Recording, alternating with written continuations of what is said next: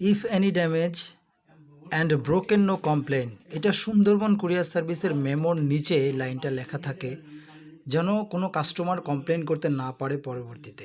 দেখুন, সুন্দরবন কুরিয়ার সার্ভিসে আমানত হিসেবে একটি পার্সেল আমার বাসা থেকে পাঠিয়েছিল এবং সেটার উপরে লিখে দিয়েছিল সাবধান রাইস কুকার।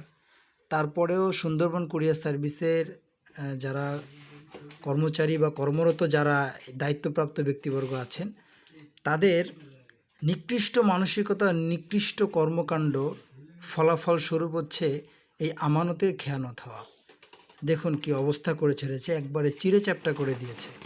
তারা ট্রান্সপোর্টে ওঠায় নামায়, দূর থেকে যদি কেউ লক্ষ্য করেন, যখন ট্রান্সপোর্টে এটা রাতে উঠায় তখন চেলে চেলে উঠায় এবং নামানোর সময় চেলে চেলে নামায়।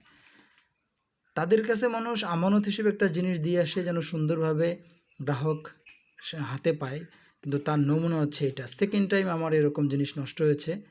সুন্দরবনের ঊর্ধ্বতন কর্মকর্তার কাছে, কর্তৃপক্ষের কাছে অনুরোধ থাকবে, যারা আপনার প্রতিষ্ঠানে কাজ করছে এরকম মানুষরূপী অমানুষ যারা, নিকৃষ্ট মানসিকতার মানুষ যারা, তাদেরকে ছাঁটাই করবেন। তা না হলে আপনার প্রতিষ্ঠানের সুনামের চেয়ে বদনাম, দুর্নাম হবে। এই ধরনের বিষয়গুলো কর্তৃপক্ষ বিশেষভাবে খেয়াল রাখবেন, কারণ আমানত যেন এইভাবে খেয়ানত না হয়, অনুরোধ থাকবে।